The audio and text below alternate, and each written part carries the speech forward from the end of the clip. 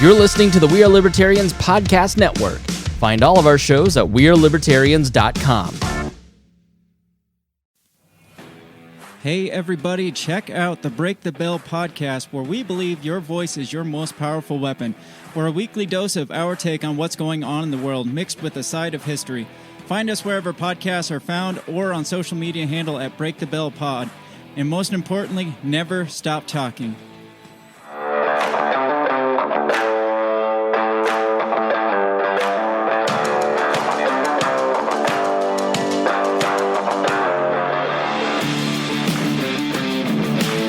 Prepare yourself.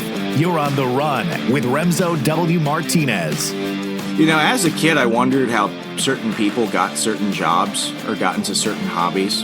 I knew a man when I lived in Australia in 2003 that held the Guinness Book of World Records record for having the most extensive toenail collection. And I just always wondered, what prompts someone to want to get into that? I knew somebody who was a butcher who cut off his thumb one time. He loved being a butcher. People often look at me and they're like, dude, you don't really sleep much. And I'm like, yeah, between the podcast, between the day job, between my show with my brother, award-winning producer Ryan Martinez, The Witching Hour, I seem to have my foot in a little bit of everything. And it ultimately comes down to this. I do what I love. I really enjoy it. And I have a fun time in the process with my friends. And with opportunities like this show, it gives me the opportunity to meet people and ask questions that I typically would have never had elsewhere, such as today's. As somebody that's a little bit obsessed with celebrating Halloween every day of the year, I know some people might find that a bit, on the level of, dude, maybe you've got a problem and really you take it a bit too far, but come on. There's some things in life that we've got to jump into, such as people who perform and observe and take part in autopsies. I don't know about you, but whether it was CSI or anything else, it's always been one of those things. What makes somebody literally do that? Is that the last job on earth for some people and they just need to pay the bills? Is that something they actually want to go ahead and do? We're going to figure that out today with our special guest, Madeline May, digital nomad, all-around rock star, and you volunteer with... Okay, you gotta explain this to me, Madeline.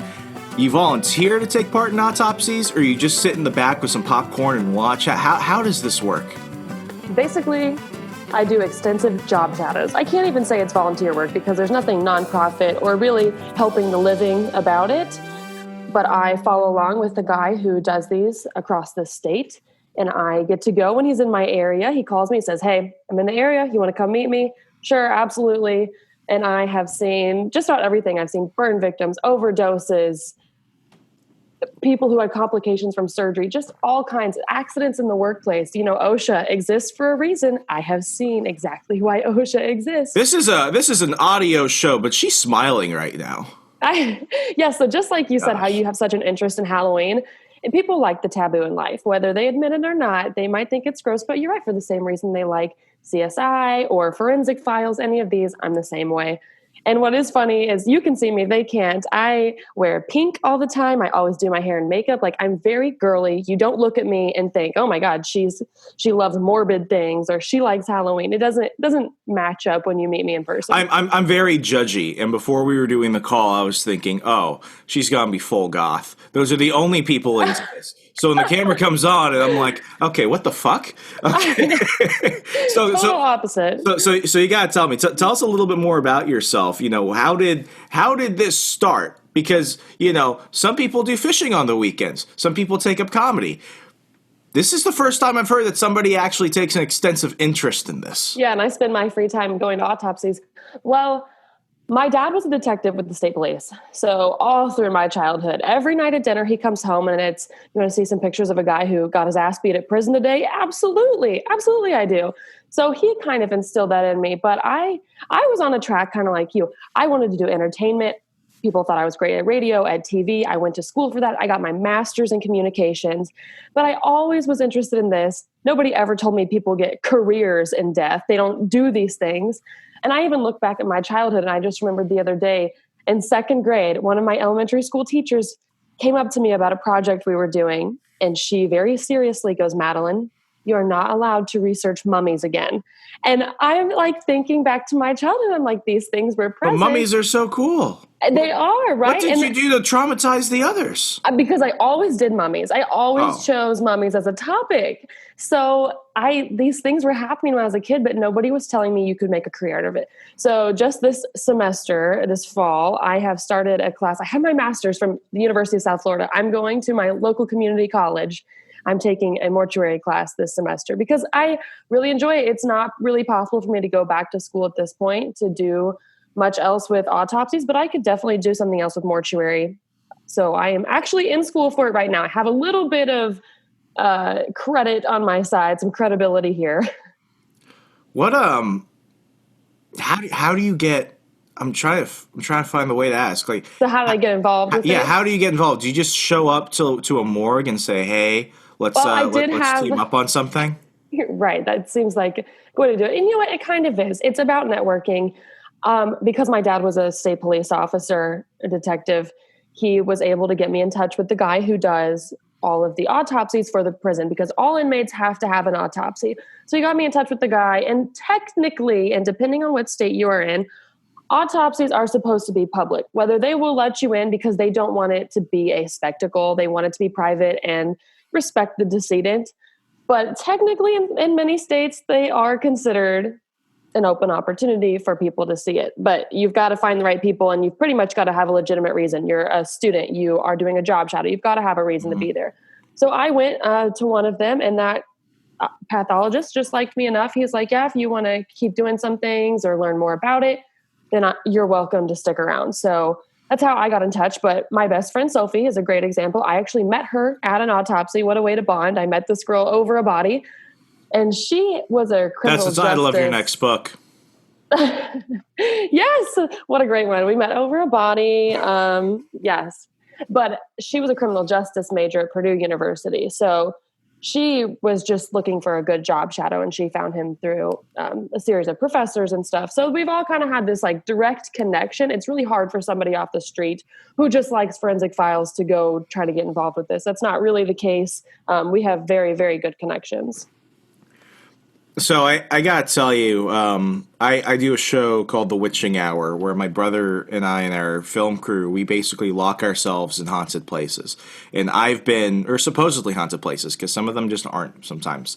I've been in, townhouses that are just completely covered with black mold, where people say they hear voices. I've been in places where you've had murder, rape, and suicide, battlefields, insane asylums.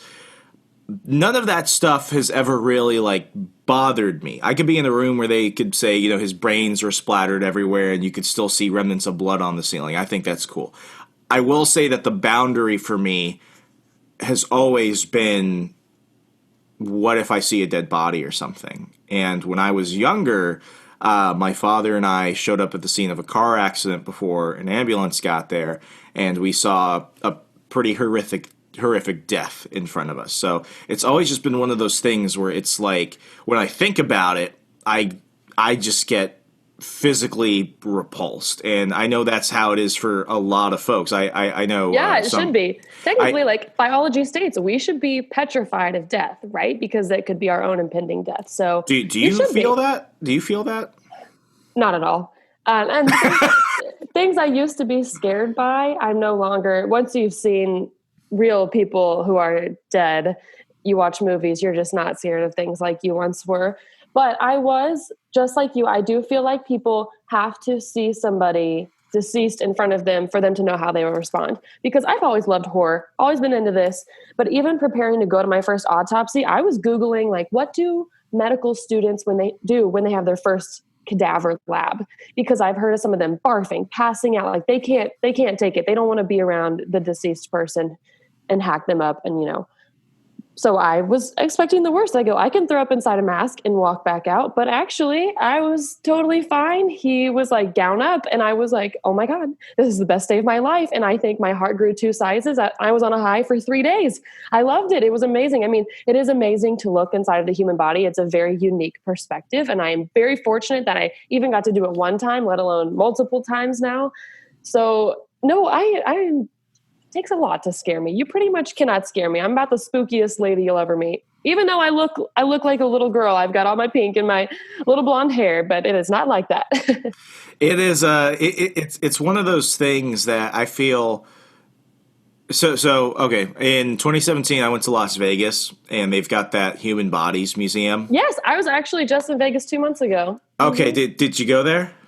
It was closed because of COVID. My I have gosh. heard of it. I've wanted to go. And now I'm like, I don't know if I would go just because I've seen all of those things. They're just, our dead people aren't posed like theirs. What's crazy about it is going there, like there's no glass to prevent you from getting really close. I mean, you can get so close to those things, you could see like little hair follicles still sticking out from them in some areas. And what just really bothered me throughout it, and I mean, it was amazing. Like, you will never see the human body the same way again, folks, if you've never been there. But the crazy thing for me is that, you know, and maybe it's like a spiritual side of me. I believe in afterlife and things like that. But, you know, with science, I think we should be able to understand as much about ourselves as possible, especially since all those people who had their bodies donated to that museum, they all did so willingly. So that was their last contribution to the world, basically. So in a way, it's not as personal. But, I mean, there's just something about seeing a body, even when it's posed like that, or even if it's on a slab, there's something about it which has always just kind of inherently bothered me. And maybe you can, you know, shine some light on this, because for me, looking at it, it's different than when I see it in the movie, because I'm a big action movie buff. You know, dead bodies flying around. I want to see more gore and violence. It's just, I want to see it. But, you know, after seeing that experience and everything, it's like, you know, these people had lives. They had ambitions. They were loved by somebody. They had experiences, and now they're propped up in a museum or something. What's it like when you see these people? Have you ever had one of those moments where you look at them and it's like, I wonder what lives they lived that led them to be here? That is interesting that you say that, because I recently had that feeling. Mostly I don't. I feel mostly detached, that you look at these people and you can tell there's not a soul in the body. I feel like you have to be detached, though. Yeah, it's not work you want to take home with you, right? Yeah. But you look at them and it's not. Have you ever been to a funeral? Yeah. It's possible you haven't. So okay, when they're laying there, they're dolled up. I've been nice. I've been to a funeral with an open casket, and I went to one where they were cremated. And honestly, what bothers me more are the cremations. I always thought I wanted to be cremated, but there's something about being in a bottle that just does not sit well with me anymore after seeing it. I don't know why. I have no logical answer. Claustrophobic? Yes. No, like I see that, and it's like, where's the body? Where's the body? And I know where the body is. But I'm looking at this, I'm like, where's the fucking body? So to answer your question then, since you have been to a funeral, you look at them and they're dolled up. The funeral director has done a great job. Usually they do their makeup, their hair, they're wearing clothes. When I see them, you literally look your worst. You may not have showered for days, especially if you had a drug overdose. Your hair's crazy. You know, you just don't look great typically when you die. And I can see like that your soul is not in your body anymore. So I don't feel very conflicted about like looking at them as a person, although the other day I was at one and I looked at this lady, like looked her right in the face and thought about how I am doing this mortuary degree now.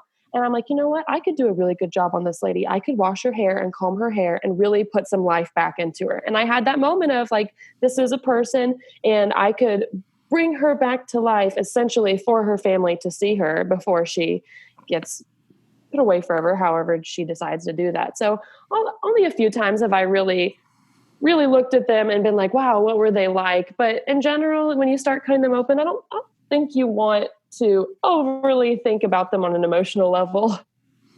Yeah, I mean, I feel that if you're going to do that, you're not going to last. Maybe not, and maybe. I don't know. It depends. And actually, I'm surprised you haven't even asked me this yet. I've never seen anything in the rooms that would make me feel like there's like a ghost or anything. Okay, like that. yeah, no, I wanted to get to that eventually. My thing is I'm very, very superstitious, and you know I also come from a Puerto Rican Catholic family, So, you know, the Yeah, you are superstitious. very superstitious. Do you believe in ghosts? Maybe before this whole autopsy thing, I would have said it's possible ghosts are real. Now I really don't believe in ghosts for a few reasons. One being I've seen 35, 40 deceased people now, and I have never seen any ghosts, never seen anything that leads me to believe that there's some lingering spirit. Like you would think of anybody, it'd be the people who see them the most that would like have come across them at some point, more opportunity. But I actually live, this is really crazy, I live on top of an Indian mound. My house What the hell? I don't know why in the 70s that you chose that? I mean... Did you know that before you moved in? Oh, yes, absolutely, because there's 3 in the area, and we're the only house that sits on one. I don't know why this was okay in the 70s. You think they would be protected, but let's just double down. I also live right next to a cemetery. So I jokingly call myself and my dog, we're the crypt keepers, and we go walk the cemetery and make sure everything's okay. We greet our new neighbors when we get them. So wow.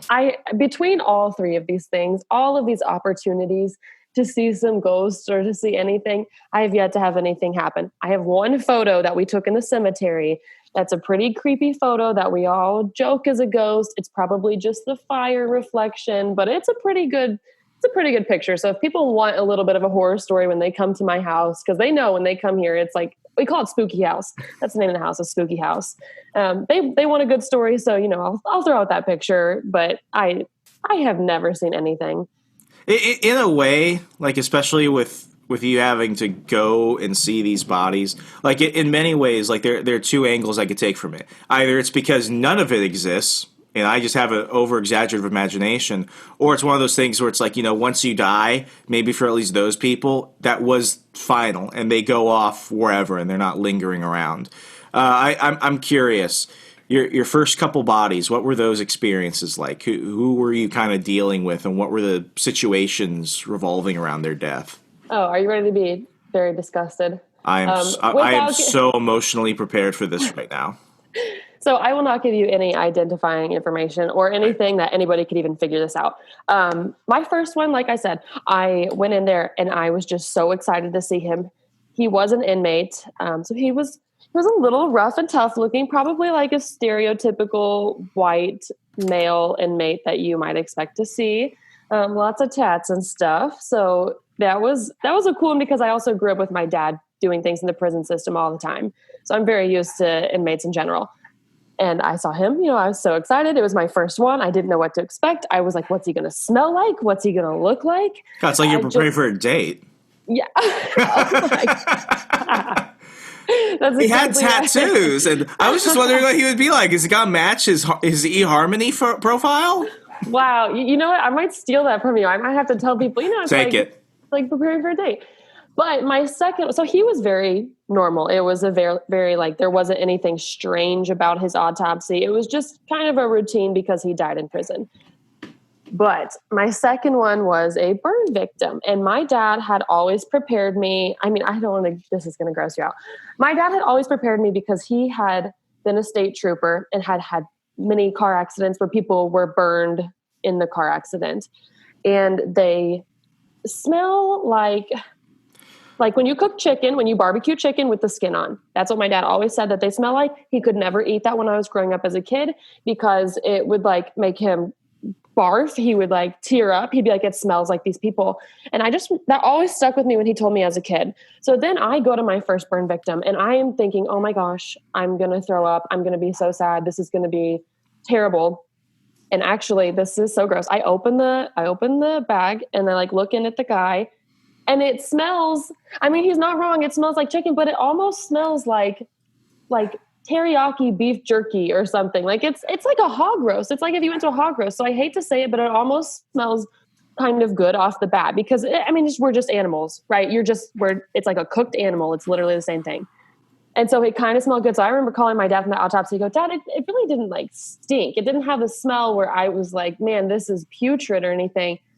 And I was like gloating a little bit. I was like, you're a weenie. Like, I can't believe you can't put up with that. And then that night I went to our local casino and they were having like jerk chicken night. And when I walked up the steps, I almost threw up all over myself because I got a whiff of that. And it took me like back to that room And while it didn't smell bad at the time, to think about it later really is like kind of terrifying. And that's about the only thing that really affects me is the smell when I leave. And I was smelling him and I almost threw up all over myself, and I could not eat barbecue for like 4 months. I can now. I can finally do it. But man, it is identical. I oh my gosh. The first time I smelled a dead body, it was a dead deer that had been decomposing. Oh, that's gross. Yeah. That's where the line is? Well, decomp is the nastiest. Like, you've pretty much smelled the worst thing. Yeah, like with the guy when I was 14. I was 14, and the guy at the car accident. I like mentally blocked this out for a while. Oh no, we're resurrecting horrible things. Yeah, no, it gets real. Be real with me, folks. That's my dog. Anyway, his airbags did not go off properly. So as he went off the road and part of his car hit the tree, the vehicle was full. The two folks in the back were were knocked out, but they weren't in like super critical condition. The guy in the front passenger seat, he was in critical condition, but the driver was dead because what ended up happening was the airbag did not deploy properly, and I don't think he was wearing a seatbelt because even if he did, it didn't prevent what happened. His steering wheel caved into his chest. Ooh.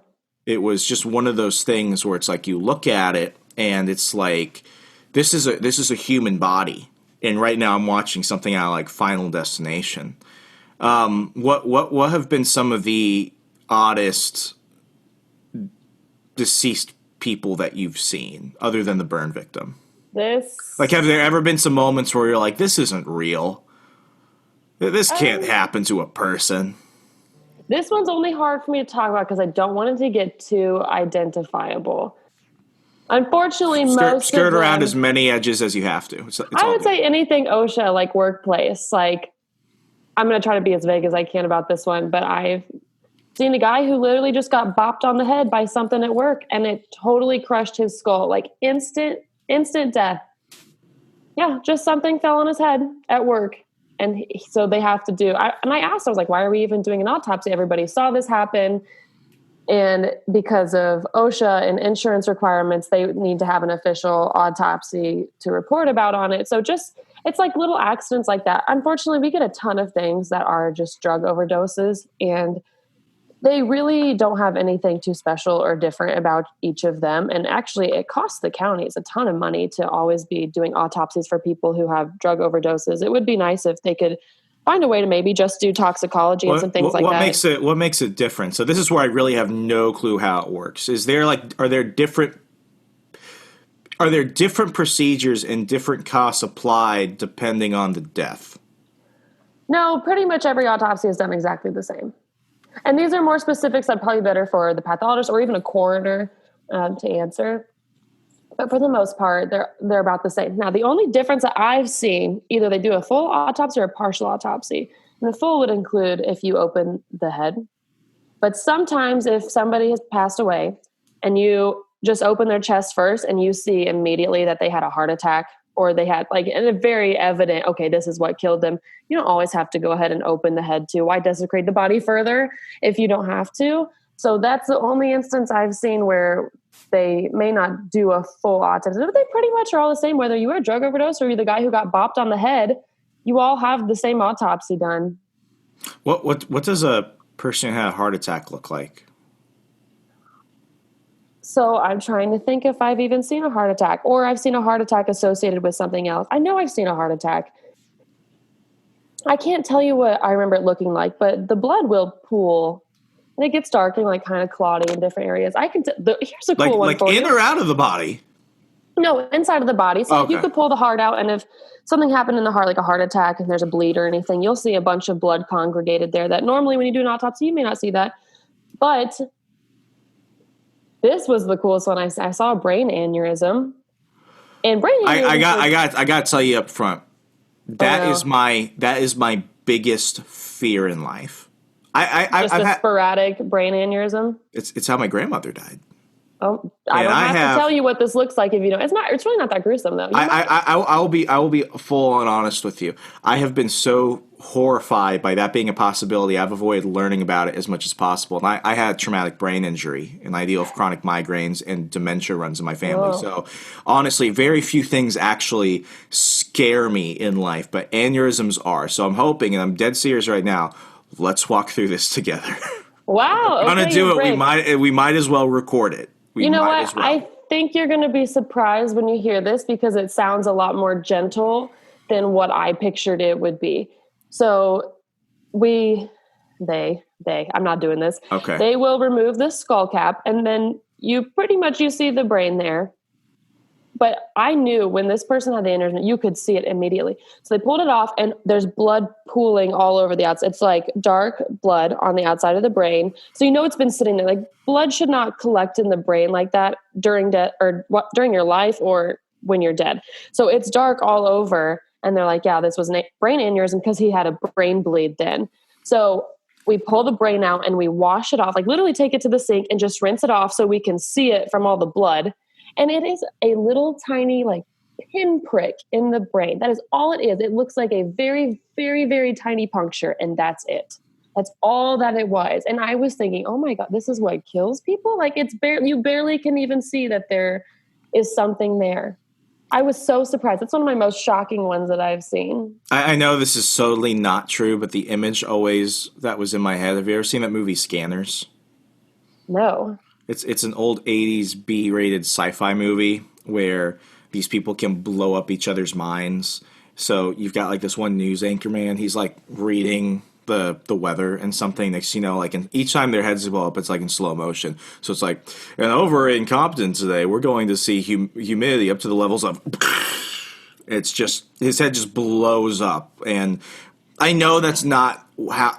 Obviously, I know that's not how aneurysms go down. But that's always been in the back of my head. So here it's that to hear it's that small, and I'm not exaggerating. I've never Googled it. I've never looked at so much as in a textbook. I've been that abnormally afraid of it. To a certain degree, that makes me feel better.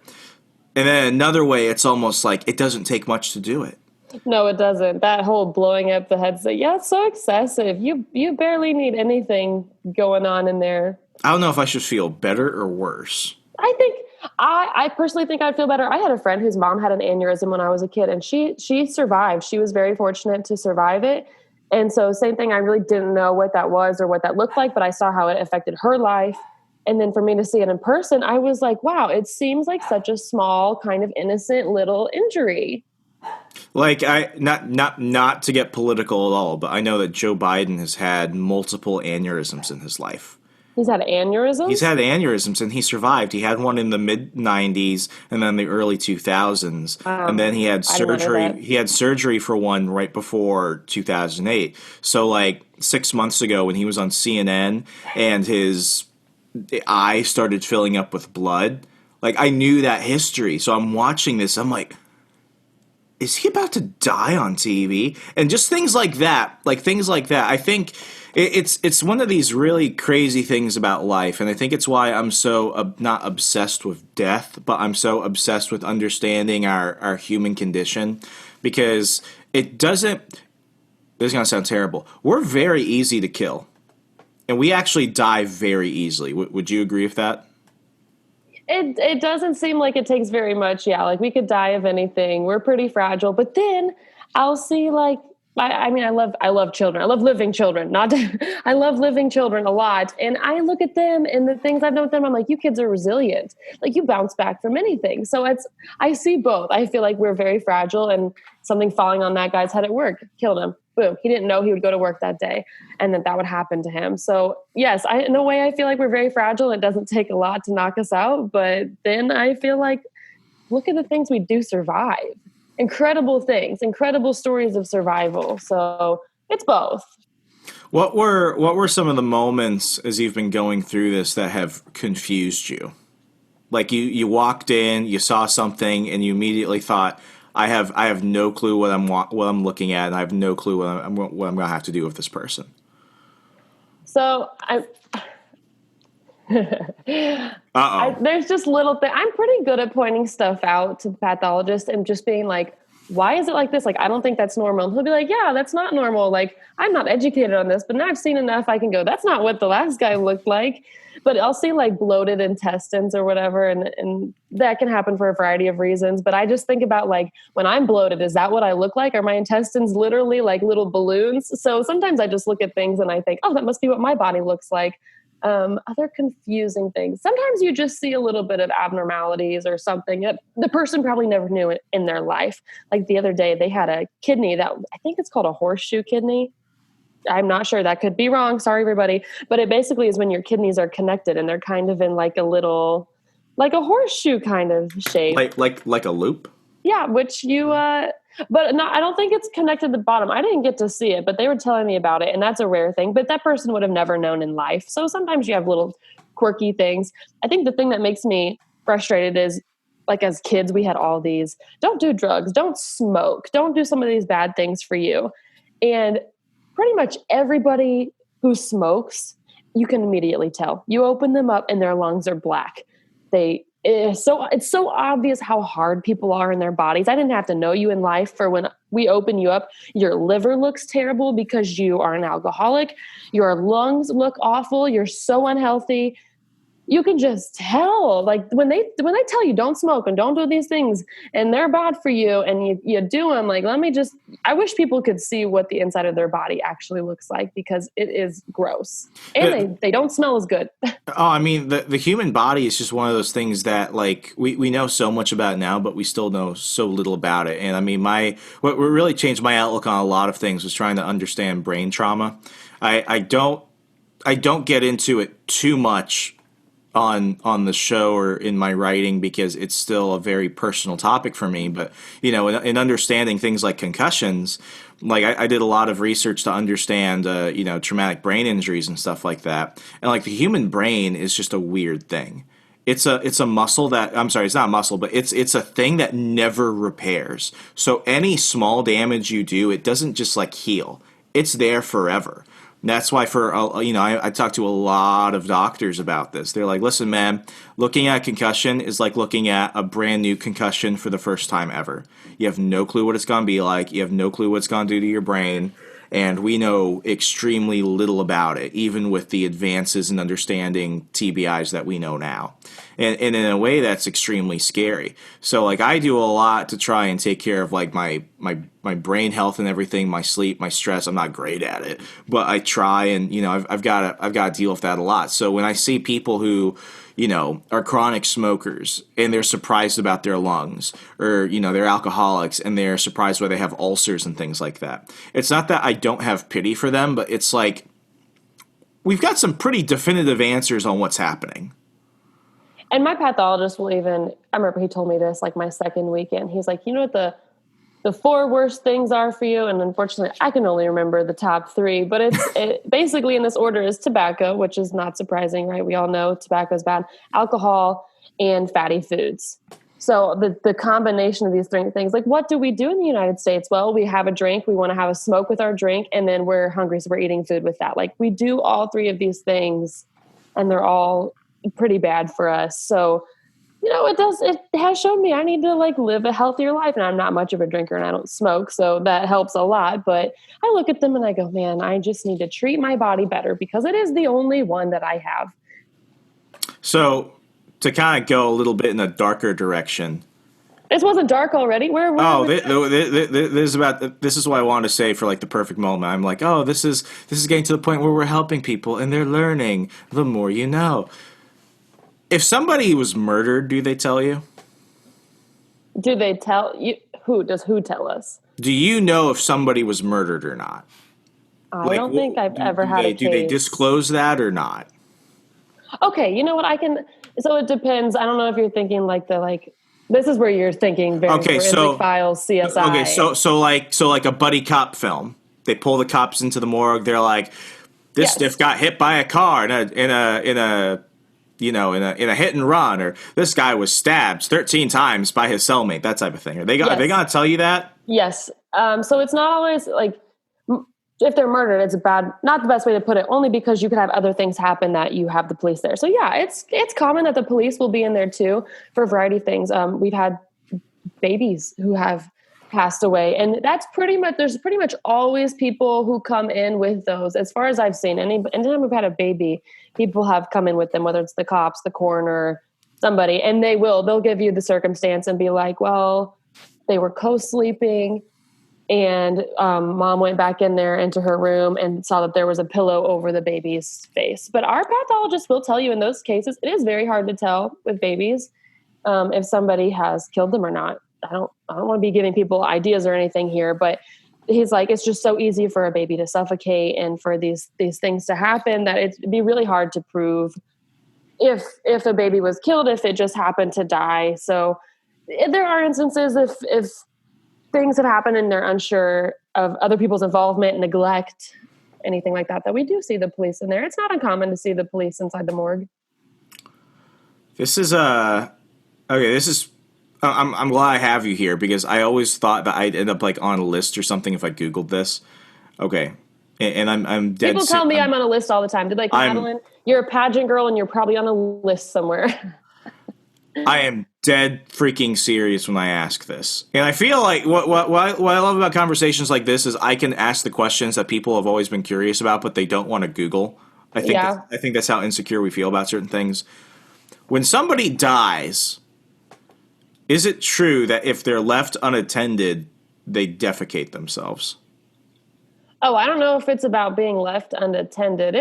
I've definitely had people who have defecated themselves. I have personally scooped poop out of people's underwear.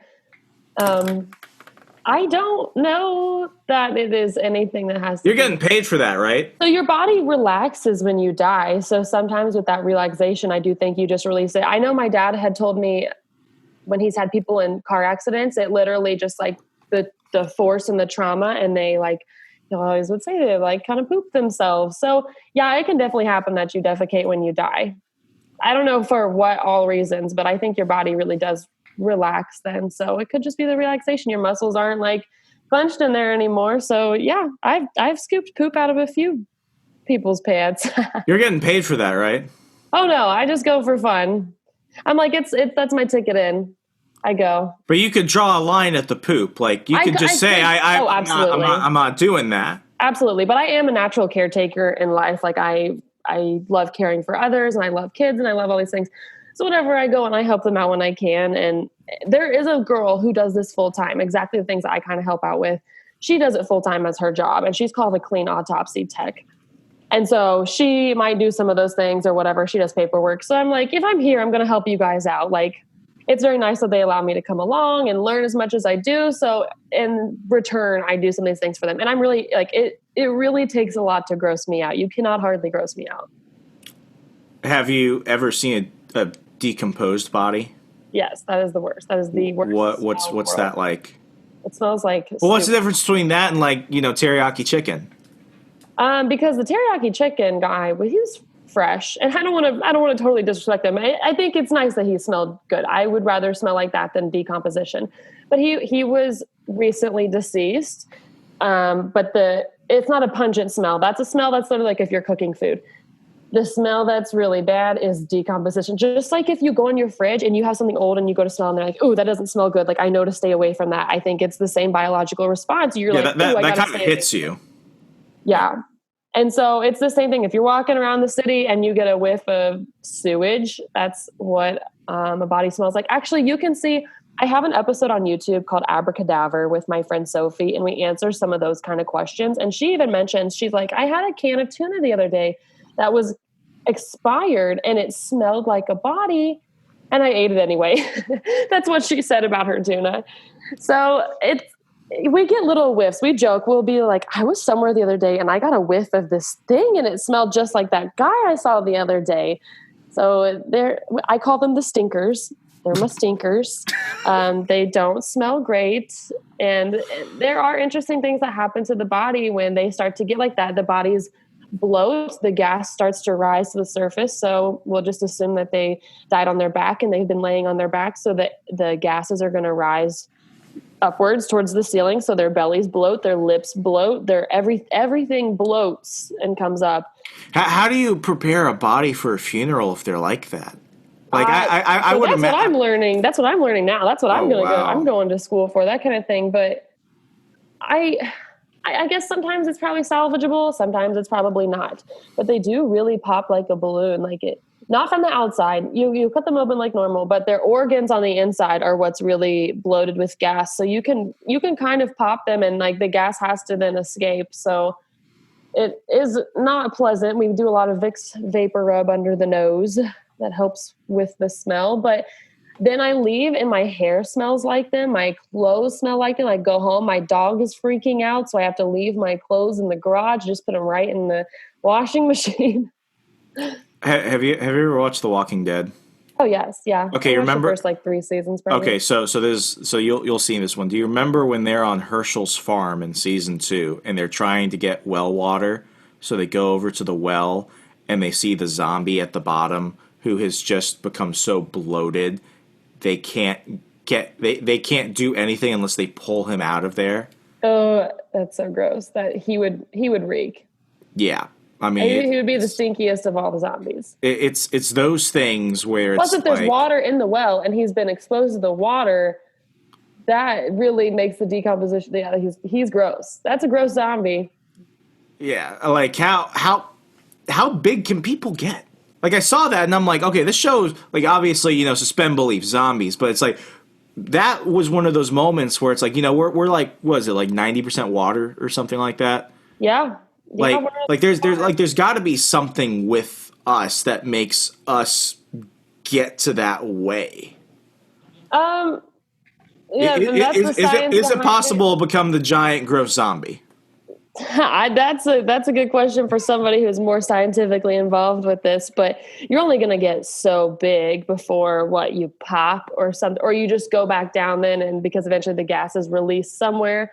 Like when you see roadkill and you sometimes see the roadkill all puffed up and it's like, oh, that raccoon's been there a while because he is like a bowling ball. But then the next day you see him and he's totally flat. So either a car ran over him or like he got as big as he possibly could and then something happened. I don't know what happened. I've seen people to the point where they're pretty bursting. Like you can only get as big as your body could technically allow. So your lips, everything's got to pop at some point. As swollen as your lips could possibly get, that's peak of how much you're going to swell. I mean, it's really odd. I've seen the swelling in the face. I understand the abdomen because you're gaseous. You have your stomach juices and things, but I don't know why people swell so bad sometimes in their face. You better put a trigger warning in their face. Yeah. What happens to their face? Just the same way that everything, the gas collects and their like lips puff up and the things just puff up. But I would think that, other areas would be more bleh. Yeah, smell. Pretty much anything, even the genitalia can do that. Sometimes people are like, oh, when you die or what you like the whole when you die you shit yourself thing has always been the thing where it's like, oh, how long until that happens and how bad are we talking? I don't think that's maybe as common. It could be, but then again, Hollywood has ruined me. And I think it ruins a lot of people. I think they have this idea of what all this stuff is, and it's not quite like that. Like, here's the biggest difference between Hollywood and what I thought when I went into the autopsy. I thought it was have you seen the autopsy of Jane Doe? Yes. Okay, so that's on Netflix if nobody has seen it before. The autopsy of Jane Doe. It starts out kind of accurate, like when they're doing the Y incision and some of these other things. That is pretty much what's going on in the autopsy. The part that's very different that I think people really have this like fantasy idea of what this is they're standing in the autopsy room and they've got like a board out and they're writing things on the board and they're talking about the body and blah. That is not going on. These are not hour-long, day-long things. These take maybe 30 minutes. That's it. They're very short. They're very quick. They're very efficient. It is not like in the movies where you see them like, oh, but then this, and then we see this. Like, nope, they open up and they go, oh, heart attack, close them up, bye. That's it. It is so quick, so quick. Nobody's wasting time doing all these like very dramatic, show the viewer things. Got it. So I've got a few more questions to just try and eliminate what movies have done to destroy my actual understanding of this. There was a Netflix series recently, The Haunting of Hill House. Oh my God, I love it. I actually wrote I a freaking whole love it. paper about Bly Manor. I'm almost done with that, so we're not going to talk about Bly Manor because I'm still watching it. But Haunting a Hill House, what bothered me is that and I could be wrong, but I remember watching this. I'm like, that makes no sense. For each time somebody died, their eyes would roll roll to the back of their head, and I've never seen that anywhere else. But it seemed like everyone who died in that show, their eyes rolled to the back of their head. And I just thought this also really bothers me because one of the main characters is a mortician. So I'm like, obviously, if they spent so much time on that, there has to be a reason on that. Do you often see eyes roll to the back of people's heads? No, I think that that's probably just their scare factor. Because even in Bly Manor, you'll see that their ghosts don't have eyes at all. Yeah. So I think that's just part of their branding and that whole thing. Because actually, well, I know we can see your eyes because the decedent's eyes. I should not use you. That's going to freak you out. You're going to think about that later. When they're laying there, that's one of the first things that they do is they open the eyelids to check the eye color, and then we withdraw fluid from the eyes. That's like the very first thing. That's Whoa. What fluid are you talking about? I'm not sure if you pronounce it intravenous or intravenous. It's probably intravenous. But it's this fluid in your eyes, and they take a syringe. We take 3 fluids from the body out of your eyes, your urine, and your blood, of course. But the eye thing, I was not prepared for. That is the one thing that's still, I don't like things touching eyes. So that's the one I don't want to have a lot to do. I never wanted contact lenses because I didn't want to have to put something on my eye. I still rarely wear the prescription glasses I'm supposed to wear, but like I would never do that. So when you said you have to take fluid out of the eye, like what are we talking about? Like a needle? Yes. Please put a trigger warning on this. People are going to be so grossed out. No, they need to encounter some things. It's a pretty large looking needle, and it's done real quick. They just pull fluid right out of the eyes and then put it in the syringe and send it off. What color is it? It's kind of it's clearish with a little bit of yellow tint. It's not a very dark fluid. And I'm not sure, I'm not positive what it's for. I've asked a few times and I can never remember why exactly. It's not like what lubricates our eyes, like people who get dry red eyes and stuff like that. It's not tears. I don't think they're taking your tears. Well, don't tears just, okay, this is going to sound so stupid. Okay, I'm going to ask it anyway. What happens to tear ducts? They probably just shrivel up and die. I don't know. I don't know how to do a tear duct. But I know the eyes are one of the first thing that really starts to decompose. Your eyes don't hang around very long. So last one for this. What happens to your tongue? Oh, what? Is there a reason you're asking this question? Are you thinking of something? The tongue has just always kind of freaked me out because we live in a country where people think that 1 in 4 Americans have been abducted by UFOs, and that another half the country believes that chocolate milk comes from chocolate cows. So I've heard this thing where you could cut your tongue and it'll grow back like a lizard's tail. I know that's bullshit. I heard this other thing where, in a movie, I think it was Psych or something. They're like, look at this guy's tongue. You know that when you die, your tongue flings back to the back of your throat, and it's like I feel like no one understands the tongue. Okay, this is another true disgusting warning here. We're putting a warning at the beginning of the show now. I've been convinced. This is unfiltered. Everything about this. So I don't know that your tongue is rolling back. And when you lay down and you just relax your mouth, does your tongue fall to the back of your throat? No, not really. I don't think that's happening. It stays there. It's only going in one direction. I know people can choke on their tongue. That's a thing. People that are in the middle of seizures and stuff. Am I wrong? I don't know. That's not. I don't know. I got Google that. Too, that you should put something in their mouth or whatever, but I don't know that that's true. I would say it's very hard to choke on your own tongue. Even to choke on food and die is super rare. That's very rare. I feel like that's been exaggerated by Hollywood. Yeah. I mean, how often do you eat food and you don't choke and die on your food? All the time. And you eat all the time. Okay, but back to your question about the tongue. I had a moment of eating some dry toast when I was 16 where something happened and I don't know why, whether I didn't chew or not, but like a corner of it like went to the back of my throat, and I actually thought I was going to choke and die. You never forget the time you almost choked and No. died on food. I remember mine. I was 6th grade. It was a Bosco stick at elementary school in the cafeteria. Yep. You always remember your near-death food. I can feel it as I think about it. I can still feel my throat starting. Yeah, exactly. Yeah. That's a really unforgettable one. Okay, so the tongue. I've never noticed anything when they first come in, but sometimes they have to cut the tongue out entirely and look for things. So your tongue goes much further back than you even realize. I'm always shocked when they pull the tongue out and it's like super long because it goes pretty far back, and they'll cut it deep back there to examine it. If something happens, sometimes they just want to see if you've bit your tongue. Like if something was happening to you, if you were having a seizure, if you bit your tongue, you can see bite marks across the tongue or injury or whatever else. So that the first time they pulled a tongue out, I was like, oh my, it's huge. It's not like a fruit roll up type of deal. No, it's not. I should not compare any of this to food. I should not compare any of this to food or anything. We already have teriyaki chicken. Oh yeah, we jumped that shark. But it does not roll up. It's long and it's pretty flat all the way down. But how long are we talking?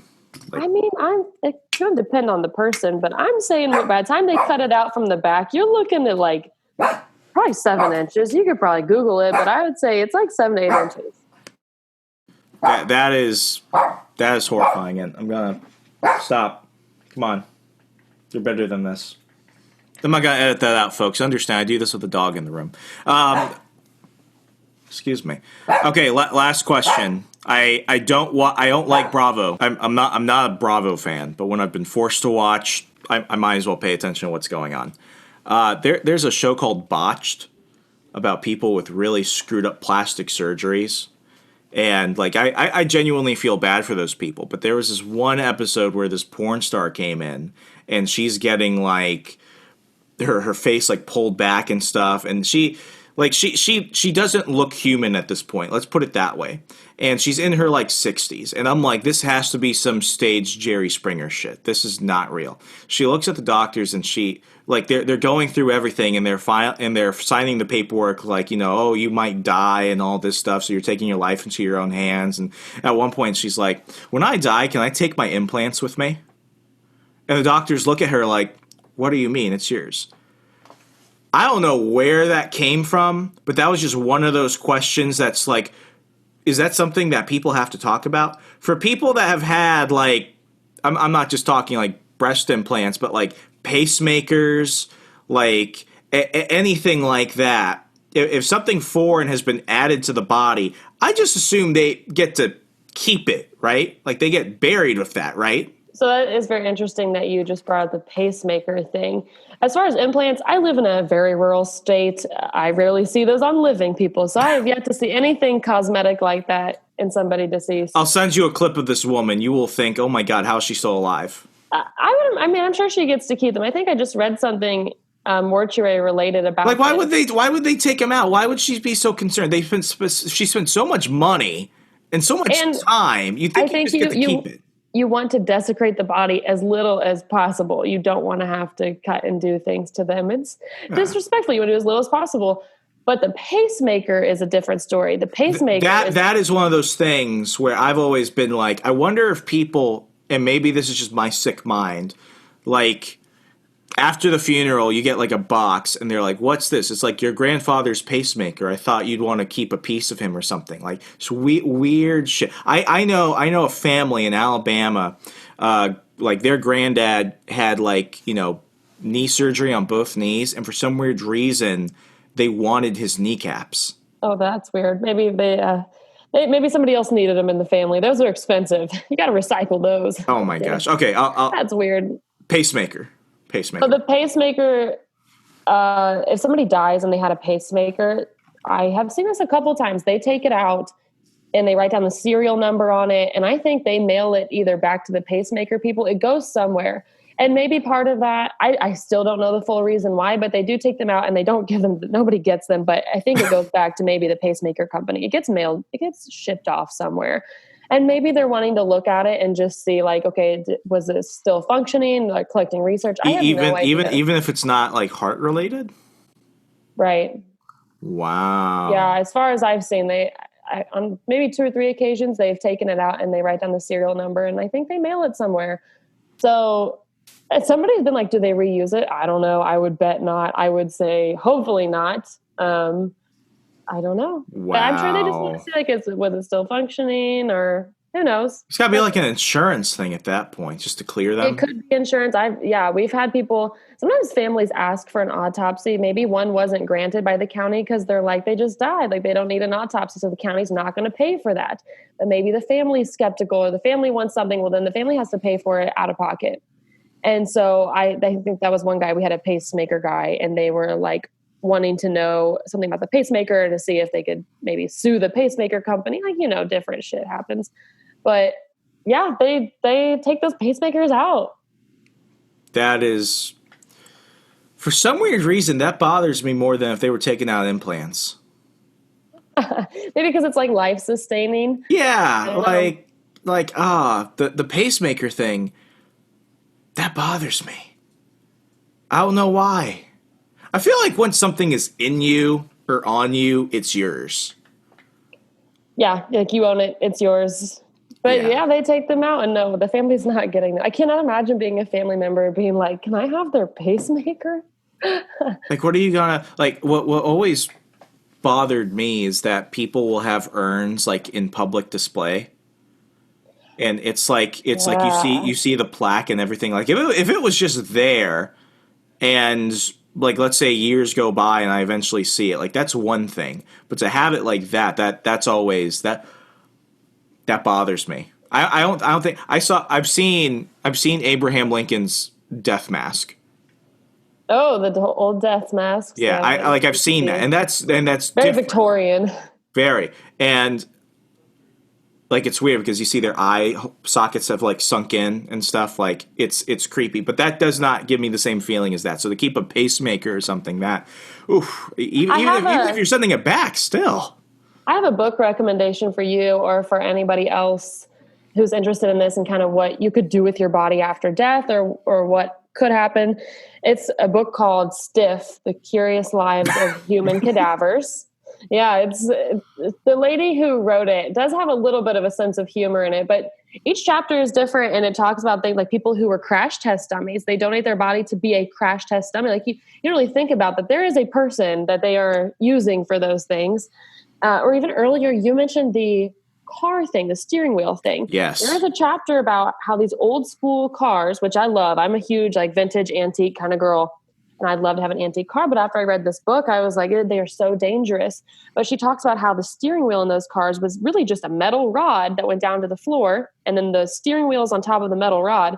And it is pointing right at the heart, which is so dangerous. So they're basically a spear that will go right through the heart.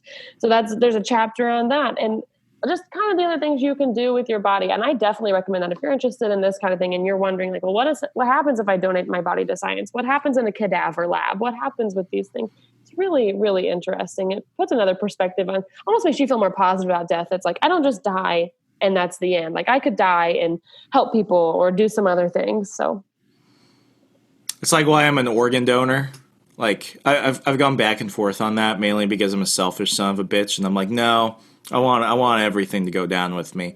But it's like one of those things where it's like if I can, like I've always wondered that like if I wanted to donate my body to science afterwards, mainly because I'm also cheap, and I found out that if you do it, most universities will pay for your funeral and burial. So like, I've thought about that. I'm like, I will be a cheapskate after death. But we've covered so much in this episode. I know that you mentioned you have a YouTube channel. Do you want to go ahead and tell us a little bit about that? My YouTube channel is Adventures of Indiana Jane. You just search Indiana Jane, you'll find it. That's the same with my Instagram. I do a lot of travel stuff. That was kind of my whole thing before COVID. But you can go to that YouTube and you will see our episode of Abracadaver. I used to joke, abracadaver was this little term I made up, and I think it's so great. I was like, I got to do something with it. And it used to be this joke of like, abracadaver, we make bodies disappear. Like we'll dispose of bodies for the mafia. Like we'll do something crazy. But now it's just like this cute little, like my friend Sophie and I would talk about death and tie it into some of these things that we have seen. And so our first episode answers a lot of these like same kind of questions that you were curious about. And you get to meet us and see us, and that we're just like these girly people who talk about death. It's just such a contrast. It's very funny. So yes, you can find that on my YouTube channel, and maybe we'll start a podcast. It's on my mind. I think we'd have a ton to talk about, things we didn't talk about today, that just things we see every week. We go, hey, I got to see this at an autopsy, or, oh, I smelled this, or just things. I would subscribe to that in a freaking heartbeat. And you know what? We've had a lot of interest in it. A lot of interest. People who saw that first YouTube episode, they're like, what? Like, you've got to keep doing this. You've got to keep going. I have the graphics for it, it's pretty much ready to go. We can make it happen. Awesome. So we'll see. Madeline, I'm going to go ahead and actually include the links to everything we just discussed in the show notes. So, folks, if you want to go ahead and follow her, check out everything. Hopefully, she'll come out with a podcast soon. Maybe not. We'll get to go on that journey together. I'll go ahead and include everything in the show notes. But no, this has been. Thank you for letting me ask so many stupid questions. I know I sounded like a fifth grader half the time. These are things that people want to know, and they ask me all the time. So you did a pretty good job summarizing what everybody's thinking, but doesn't want to Google. You're exactly right. 100%. We don't want that in our browser. Absolutely. So no, this has been an absolute blast. Thank you so much for taking the time to come on. Yes, thanks for having me. Folks, the conversations like this, it's absolutely free. And what I'm about to ask, it costs you nothing, but it means everything to me. Leaving a 5-star rating and review on iTunes, Stitcher, Google Play, wherever you're listening to podcasts. Let people know what you like. Share this with a friend. I come to you every Monday and Thursday, and you never know what you're going to get. And this one I certainly didn't prep you for, either in advance for your playlist or emotionally. So take that as you will. As always, go ahead and follow me across social media at Hey Remso. You can go ahead and find me on Parler at just Remso, REMSO. If you ever see Remso 2 pop up, you have my permission to cyberbully that person. As always, you're listening to On the Run. I'm Remso W. Martinez. Take care. Good night. I'll talk to you later this week.